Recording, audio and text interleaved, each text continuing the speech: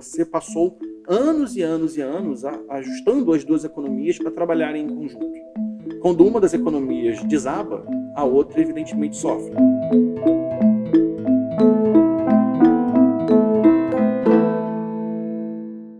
Lívia, obrigada pela presença aqui no bate-papo mais uma Sempre vez. um prazer estar com vocês. Que bom. Agora, de que forma a eleição do Alberto Fernandes, que recentemente assumiu o governo na Argentina, pode impactar no Brasil? Bom, deixa eu contar a história começando um pouquinho para trás, para a gente chegar, na verdade, na discussão do governo Fernandes. Na verdade, você teve todo um processo de piora intensa da Argentina, que começa em 2018 ainda e acelera a partir de meados de 2019. Esse processo diminui a demanda argentina por bens de maneira geral, leva a economia a uma grande desaceleração. Ele está associado a uma série de medidas implementadas pelo presidente anterior de controle de preços, de restrição aos fluxos cambiais, de forma a tentar minimizar o choque negativo que estava acontecendo naquele momento. Choque esse que estava associado à perspectiva de vitória de Alberto Fernandes. Fernandes, como esperado, ganha essa eleição e ele herda, de fato, uma herança maldita, né? Que talvez ele mesmo tenha criado um pedaço dela, não só ele, eu acho que isso é importante também. O governo Macri teve algumas virtudes e teve muitos problemas, mas esse choque de curto prazo, principalmente de agosto do ano passado até o fim do ano, ele estava muito associado à perspectiva da volta de Fernandes e especialmente associado a ele a volta de Cristina Kirchner, né? Lembrando que Fernandes e Cristina são historicamente associados, tiveram seus problemas em alguns momentos, mas são do mesmo grupo político, um grupo político amplo na Argentina, mas o mesmo grupo político. Fernandes assume e ele faz o que estava no script. Né? O que ele faz? De curto prazo, tentativas, não diria desesperadas, mas tentativas intensas de conter a piora nas condições de vida da população argentina, medidas que são absolutamente dignas, a gente tem que tomar esse cuidado. Né? Um país que tem uma taxa de pobreza como é a da Argentina hoje, na ordem de 25%, 30% da população, e uma taxa de indigência que se aproxima de 6%, 7% da população, não é um país que pode esperar para avaliar políticas públicas, para tentar ver o que vai acontecer com a população. A população tem pressa, a população tem fome, a população tem problemas de alimentação, de moradia todo dia. Então, você tem uma série de políticas emergenciais, que são políticas que estão voltadas a diminuir esse fardo, esse peso de curto prazo. Isso me parece que quem não esperava isso não entendeu como esse jogo estava sendo jogado. No entanto, você precisa criar condições para sair desse buraco, né? Buraco esse que está associado especialmente a uma explosão da dívida e incapacidade da economia argentina de pagá-la. E aqui a gente tem um problema, né? Fernandes já diz desde o início, e também era uma coisa relativamente esperada, que ele não pagaria a dívida, pelo menos não nos termos estabelecidos. Ok, quais são os novos termos e de que forma os credores vão aceitar isso ou não? Essa é a grande pergunta, isso ainda está em aberto. Esse é um processo que acabou de começar, na verdade. E é daí que vem o impacto na economia brasileira. Né? O impacto para trás, nós sabemos qual foi. Desaceleração argentina, diminuição de exportações, as cadeias de valor integradas dos dois países sofreram muito. Todo mundo fala de automotivo, mas tem uma série de outros setores também. E a discussão é, esses choques, eles acabaram? Fatalmente não. Esses choques serão da mesma intensidade que ocorreram em 2019, por exemplo?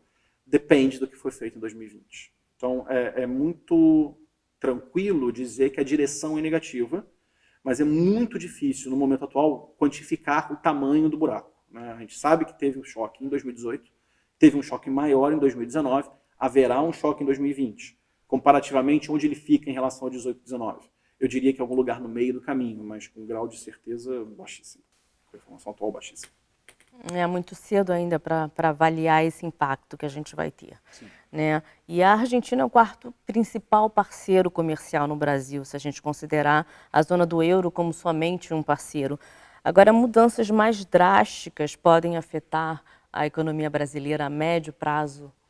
Vamos lá. Vamos separar esse debate em três grandes blocos. Tá? O primeiro bloco é o bloco comercial. Né? A Argentina ela é um parceiro relevante, mas se você olha a balança de manufaturados, a Argentina ela sai de quarto lugar para primeiro lugar. Então, existe um desvio de comércio gerado pela própria institucionalidade do Mercosul, que faz com que a participação relativa da Argentina nas exportações de manufaturas brasileiras sejam muito elevadas. Tá? Então, esse é o primeiro ponto importante. O choque, ele é um choque assimétrico. Tá? Ele não é tão relevante ou não tão grande na pauta, mas ele é muito relevante para a indústria brasileira. Esse choque ele também tem um segundo fator importante, que é o que eu citei na primeira pergunta, que é a integração das cadeias, também associada ao Mercosul. Todo mundo pensa no bem final que vai daqui para lá e no bem final que vem de lá para cá. Só que todo mundo esquece de todos os bens intermediários que são utilizados na construção desse bem final, que são produzidos dos dois lados da fronteira. Então, literalmente, você tem duas indústrias que são quase uma. Isso no setor automotivo é muito claro. Né? Você tem fábricas, grandes fábricas globais, que escolhem onde produzir determinados carros em segmentos de mercado, de um lado da fronteira ou do outro. E eles são oferecidos dos dois lados da fronteira. Isso você vê na Fiat, na Volkswagen, na Honda, na Ford, na Peugeot. Isso acontece em todas elas. Então, é um parque fabril dividido geograficamente em dois países. E isso vai além. Todos os setores de encadeamento. Químicos, borracha, outros setores que nada a ver com automotivo. Vestuário, bebidas. Todos eles têm uma integração muito grande dos dois lados da fronteira e tendem a continuar sofrendo. Então, esse é o primeiro lado, esse é o lado, vamos dizer, comercial. O segundo lado que está associado a isso é o lado econômico. Você passou anos e anos e anos ajustando as duas economias para trabalharem em conjunto. Quando uma das economias desaba, a outra evidentemente sofre. Para a Argentina é muito pior um Brasil desabando do que para o Brasil uma Argentina desabando pelo peso relativo das duas. Sim. Mas os ciclos econômicos dessas economias são muito interligados. A correlação é da ordem de 75% a 80%. Ou seja, quando uma cai, a outra cai. Quando uma sobe, a outra sobe.